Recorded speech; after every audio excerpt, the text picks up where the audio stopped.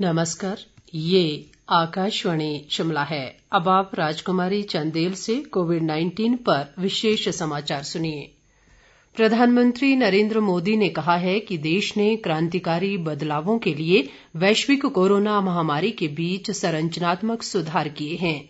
कल शाम कनाडा में इन्वेस्ट इंडिया सम्मेलन को वर्चुअल रूप से संबोधित करते हुए उन्होंने कहा कि सरकार के सुधारों के फलस्वरूप कारोबार करने को आसान बनाने के मामले में देश की रैंकिंग बढ़ी है। प्रधानमंत्री ने कहा कि विदेशी प्रत्यक्ष निवेशक नियमों में छूट देने, कर प्रणाली को आसान बनाने और अन्य महत्वपूर्ण बदलावों के जरिए कई सुधार किए गए हैं। उन्होंने कहा कि महामारी के दौरान देश दवाओं के केंद्र के रूप में उभरा और जीवन रक्षक दवाओं की आपूर्ति सुनिश्चित करके दुनिया के 150 से अधिक देशों को सहायता उपलब्ध कराई। प्रधानमंत्री ने कहा कि नए भारत में सबके लिए अवसर मौजूद हैं। केंद्र सरकार ने कोरोना महामारी के मद्देनजर मनोरंजन और ऐसी अन्य जगहों पर संक्रमण से बचाव के लिए मानक संचालन प्रक्रिया जारी की है। इससे पहले गृह मंत्रालय ने इस महीने की 15 तारीख से मनोरंजन पार्कों और ऐसे अन्य स्थलों को फिर से खोलने की अनुमति दी थी। स्वास्थ्य मंत्रालय के निर्देशों में कहा गया है कि मास्क पहने रखना और 6 फुट की दूरी बनाए रखना जारी रहेगा। मनोरंजन पार्कों में सभी प्रकार के झूलों को सैनिटाइज करना होगा और आने जाने का अलग समय रखा जाएगा। थिएटर और फूड कोर्ट में कुल क्षमता के 50% लोगों को ही आने दिया जाएगा। दिशा निर्देशों में कहा गया है कि हवा आने जाने की समुचित व्यवस्था होनी चाहिए। तरणतालों के उपयोग की अनुमति नहीं है। मनोरंजन पार्क के मालिकों और प्रबंधकों को निर्देश दिया गया है कि छुट्टी वाले दिन में भी भीड़ भाड़ नहीं होनी चाहिए। मंत्रालय ने कहा है कि जिन मनोरंजन पार्कों में जल क्रीड़ा की सुविधाएं हैं वहां नियमित रूप से पानी की सफाई होनी चाहिए और उसे क्लोरीन युक्त किया जाना चाहिए।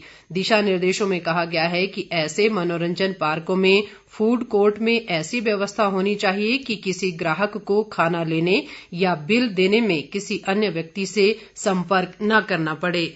झूलों के संचालन में सभी उपकरणों को सैनिटाइज किया जाना चाहिए और इन झूलों का उपयोग करने वाले प्रत्येक व्यक्ति का उपयोग से पहले अपने हाथों को सैनिटाइज करना होगा। देश में कोरोना संक्रमण से स्वस्थ होने की दर बढ़कर 85.52% हो गई है और अब तक 59,06,069 लोगों ने कोरोना संक्रमण से स्वस्थ होकर घर वापसी कर चुके हैं। मौजूदा समय में 8,93,592 कोरोना रोगी देश के विभिन्न अस्पतालों में उपचाराधीन हैं और अब तक 69,06,152 पॉजिटिव मामले दर्ज किए जा चुके हैं। संक्रमण से अब तक देश भर में 1,06,490 लोगों की मौत हो चुकी है। बीते 24 घंटों में देश में 70,496 नए मामले सामने आए हैं। इस दौरान 964 लोगों ने कोरोना से दम तोड़ा है। इधर प्रदेश में कोरोना संक्रमितों की संख्या बढ़कर 16,778 हो गई है। पिछले 24 घंटों के दौरान कोरोना के 213 नए मामलों की पुष्टि हुई है। मंडी में सबसे ज्यादा 54 मामले उजागर हुए हैं।